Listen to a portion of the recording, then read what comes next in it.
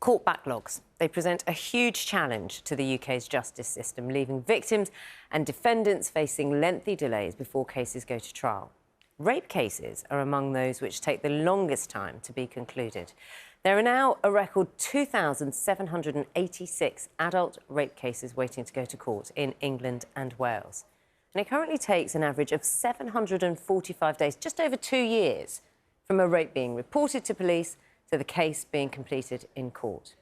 Now, less than 3% of recorded rapes result in someone being charged in the same year. And, of course, those who have to wait long periods for their cases to make it to trial say the impact can be devastating. Here's more from our social affairs correspondent, Michael Buchanan. Samantha is not her real name, but what this woman has been through is very real. What's your view of the criminal justice system? Shambolic, embarrassing, disgraceful, debilitating. It's absolutely broken. In March 2017, Samantha told police that she'd been raped. After a 2-year investigation, prosecutors decided there wasn't enough evidence to charge her alleged attacker. They gave me a letter to say they're taking no further action and told to get on with my life. I had 2 officers at my door, got handed a letter, and that was it. By then, however, she says her alleged rapist had started stalking her. Samantha said he'd follow her on occasion or just appear at places she visited. She told police, but says they took no action. Coupled with the decision by prosecutors not to pursue the rape charges, the mother of 2 had a breakdown. I would regard myself as a strong character, able to muster on and get myself together. And in that particular day, I had absolutely nothing left. And I was completely forgotten about, basically told to get on with my life. In 2022, Samantha's life turned again. An official from the Crown Prosecution Service wrote to her to say they'd reviewed her case. They'd made a mistake. There was enough evidence to bring charges. I was still thinking to myself, is it real? How do I cope with that? Having had a breakdown, having had some elements of recovery, and then not wanting to invite that back into my life. Having stopped during the pandemic, the stalking had by now restarted, says Samantha, so she decided to support a prosecution. As her alleged attacker was on bail for the rape charge, police say they'd put restrictions on him to prevent the stalking, but an admin error by officers meant that never happened. The trial for rape was due to be heard in May at Worcester Crown Court, but due to backlogs in the court system, Samantha was told the trial would have to be delayed. It's now been rescheduled for May of next year, more than 8 years after she reported the rape.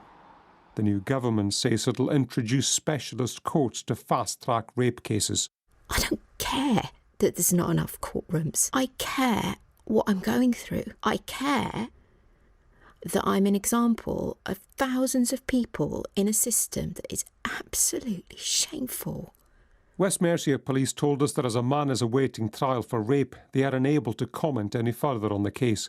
Warwickshire police said they have an ongoing investigation into allegations of stalking and are always concerned when a victim is not satisfied with their service. The Crown Prosecution Service said they recognise the profound impact delays can have on victims.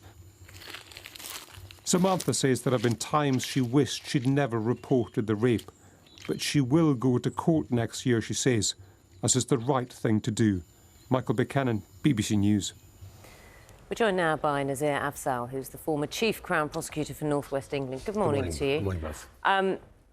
When someone like Samantha says she wishes she'd never reported the rape case, there are so many people who don't report because they fear this exact thing happening. Absolutely. We only have the tip of the iceberg that go to I mean, I think 2.5% of reports end up being charged, and about 1.8% of reports end up being convicted.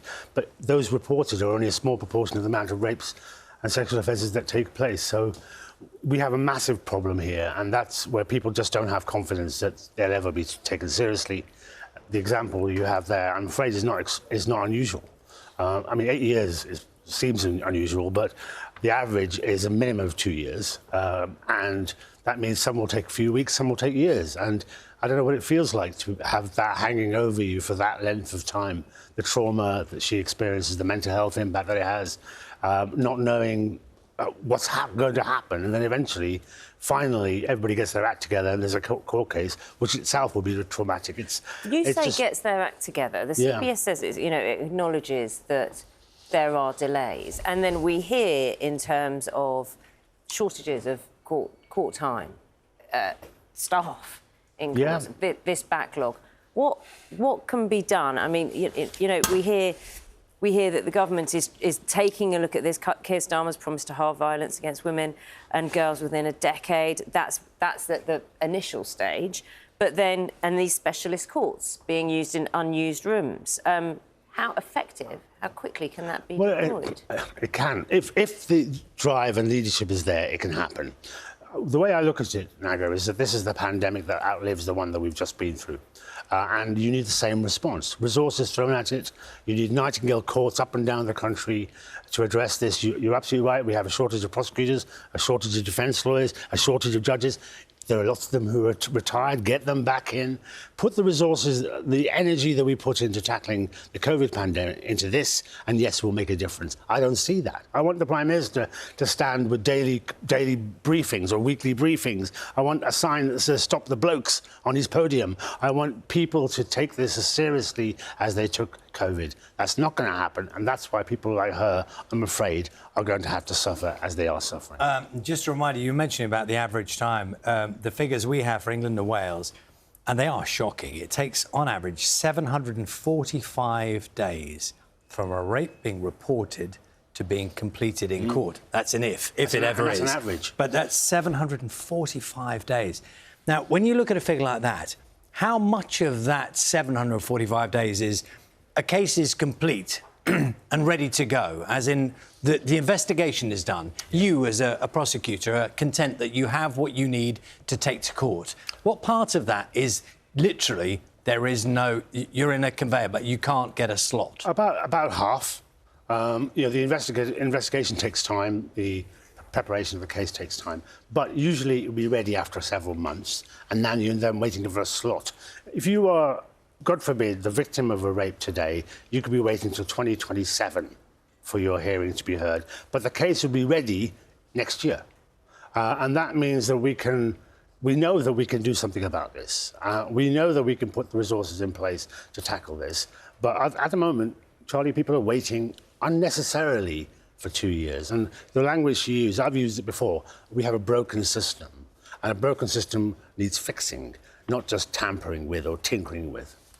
Nazir, Afzal, it's always interesting hearing, because of your experience, of course, you are a former Chief Crown Prosecutor in the northwest of England. Thank you very much for your time this morning.